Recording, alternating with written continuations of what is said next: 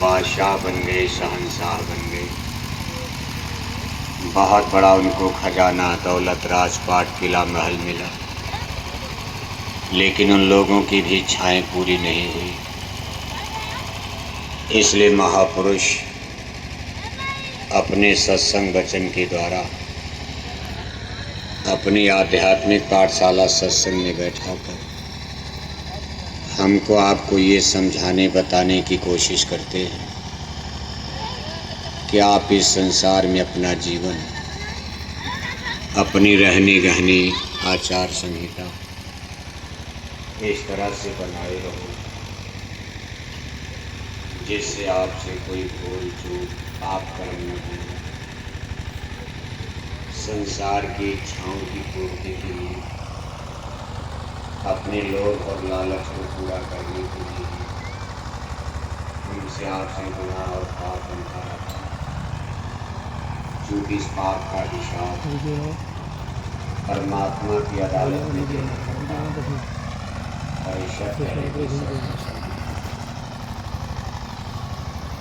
हम आप इस संसार में अनेक प्रकार के दुख सुख, अच्छे दिन बुरे दिन का अनुभव करते हैं। शादी ब्याह होता है, खुशियाँ होती, तीज त्योहार मनाया जाता है, खुशी होती, घर में बेटा बेटी पैदा होते हैं, प्रसन्नता होती।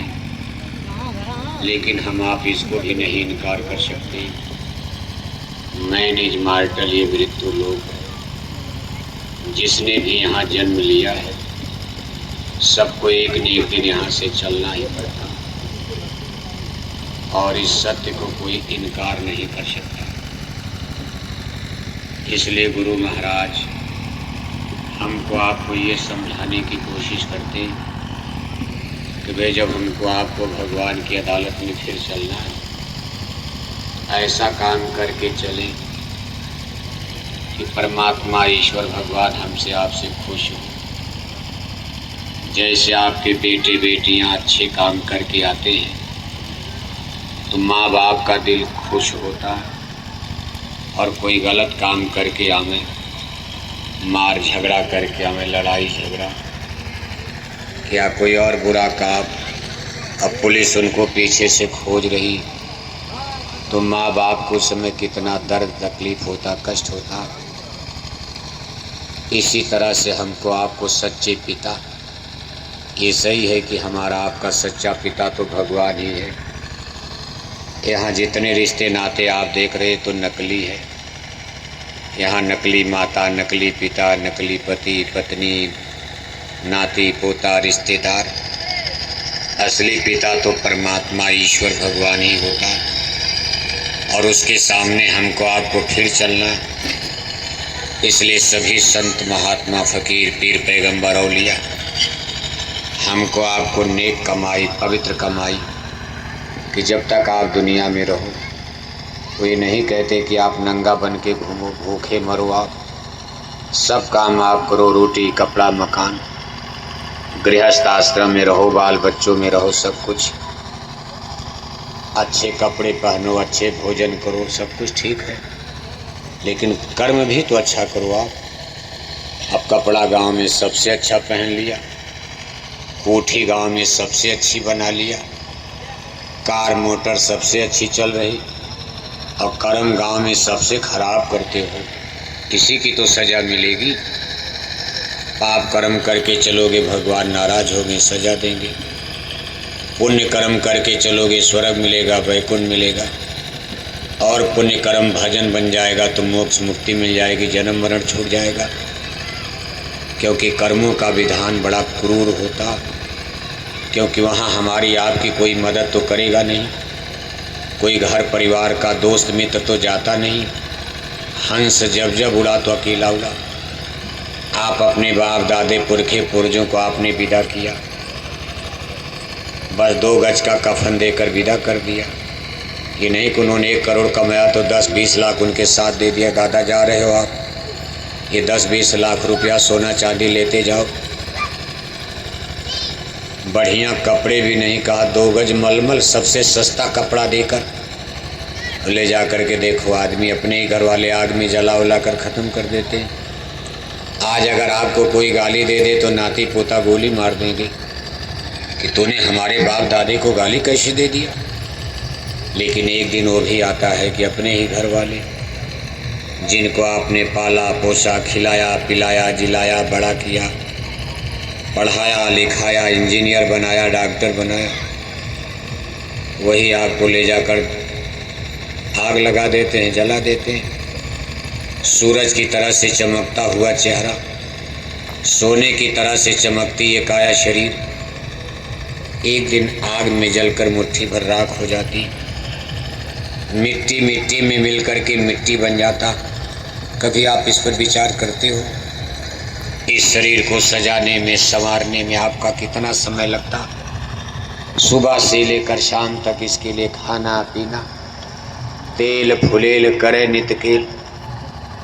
लेकिन बुढ़ापा आते आते शरीर, कितनों डॉक्टरों के पास जाओ, बुढ़ापे में अपना ही चेहरा अच्छा नहीं लगता।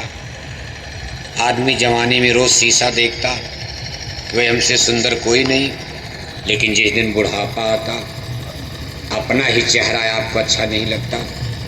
शीशा उसा देखना आदमी छोड़ देता। कोई बुढ़ा आदमी शीशा देखे तो नाती पोता चुटकी लेंगे, देखो दादा का शीशा देख रहे, तुम्हारा चेहरा देखने लायक, टूटे दांत केस भय उजले, ज्योति गई अखियन से, आँख चली गई चश्मा लगने लगा, कान के बहरे हो गए दादा, 3200 तान टूट कर जमीन पर गिर गए, लाठी लेकर चल रहे हैं, कहीं गठिया पकड़ लिया, कहीं बात पकड़ लिया, चारपाई पर गिर गए, चम्मच से पानी पिलाया जा रहा। ये सबका दिन आता, ऐसा नहीं कि हमारा आपका सबका।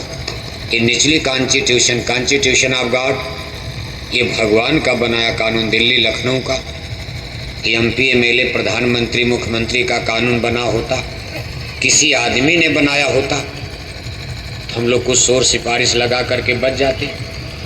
लेकिन भगवान का बनाया कानून सबके लिए, हिंदू हो, मुसलमान हो, राजा हो, प्रजा हो, इंजीनियर हो, डॉक्टर हो, आजमगढ़ का सबसे बड़ा डॉक्टर हो, हजारों लोगों को दवा दारू देकर ठीक कर दिया। लेकिन आज डॉक्टर ही मरने जा रहा, अब नहीं बचा पा रहा। डॉक्टर का इंजेक्शन, डॉक्टर का टिकिया टैबलेट, आज डॉक्टर मरने जा रहा, उस पर काम नहीं आ रहा। डॉक्टर दावा करते भाई हम मुर्दा जिंदा करते, लेकिन आखिर डॉक्टर भी तो मरते हैं। अभी आपने कोरोना महामारी में देखा, बड़े बड़े डॉक्टर ही मर गए जो दुनिया को ठीक करने का दावा, वही बीमारी ठीक करते हैं। कहने का कुल मतलब है श्वास की पूंजी है, इसमें 100 बरस, 20 बरस, 50 बरस में उम्र नहीं मिलती, बरस साल में नहीं, महीना में नहीं, श्वास की पूंजी। ये हृदय चक्र पर प्राणापान वायु काम कर रही, धौंकनी चल रही, जैसे घड़ी की चाबी टिप टिप टिप टिप चलती। आपको 1 करोड़ सांस लेना है, बस वही निश्चित है। 1 करोड़ सांस बंद है, उस दिन पिंजड़े से पक्षी उड़ जाएगा, मशीन बंद हो जाएगी, लोग कहेंगे हार्ट अटैक, हृदय की धड़कन बंद हो गई, बस प्राण जीवात्मा निकल गए। कहा उसकी अदालत में जब तुम चढ़ोगे, पूछेगा हाकिम तो क्या तुम कहोगे। आपसे प्रश्न किया जाएगा, पूछेगा कोई, और ऐसा हाकिम पूछेगा जिसके सामने हम आप झूठ भी नहीं बोल सकते। भगवान की अदालत में आदमी की हिम्मत क्या है झूठ बोले। यहाँ तो वकील आपकी तरफ से लग जाएंगे कचहरी में, शोर सिफारिश से MP MLA से सोर्स लगा देते हो, चोरी किया, कत्ल किया, डाका डाला, लेकिन सोर्स काम कर जाता। लेकिन उसकी अदालत में जब तुम चढ़ोगे, पूछेगा हाकिम तो क्या तुम कहोगे। उस हाकिम को देख करके बड़े बड़े राजे महाराजे गड़गड़ गड़गड़ कांपते। वहाँ न तलवार जाती है, न बंदूक जाती, न सोना जाएगा, न चांदी जाएगा, न हिंदी अंग्रेजी, न इंजीनियर डॉक्टर की डिग्री जाएगी। अकेले चलोगे आप, ये शरीर भी नहीं जाएगा। स्पिरिट सोल जिसको आत्मा कहते, आप आत्मा हो, आपको पता नहीं, आप शरीर समझ रहे हो। आप शरीर होते तब तो आप आग में जल गए, खत्म खेल। आप आत्मा हो, हम न मरे मरी हैं संसारा, शरीर मरेगा लेकिन आत्मा कभी नहीं मरती है। ईश्वर अंश जीव विनाशी, चेतन अमल सहज सुख राशि। श्रीमद् भागवत गीता में भगवान योगेश्वर श्री कृष्ण जी महाराज अर्जुन को समझाते हुए कह रहे हैं कि अर्जुन, शरीर तो कपड़े के समान है। जैसे हम आप समय से कपड़े बदल देते हैं, वासांसि जीर्णानि यथा विहाय ग्रहणाति नराणि नरो अपराणि तथा विहाय शरीराणि जीर्णा ग्रहणाति आत्मानि नवानि देहि। एक कपड़े उतारा, दूसरा पहन लिया। जैसे जाड़ा आई तो मोटा कपड़ा स्वेटर कोट पहन लिया, अब गर्मी में स्वेटर कोट उतार दिया है और पतले कपड़े पहन रहे हो। बरसात में कोई कपड़ा या कपड़ा फट गया जल गया तब भी उतार दोगे। ऐसे ही ये शरीर कपड़े के समान उतार दिया, फिर दूसरी शरीर हमारी आत्मा धारण करेगी।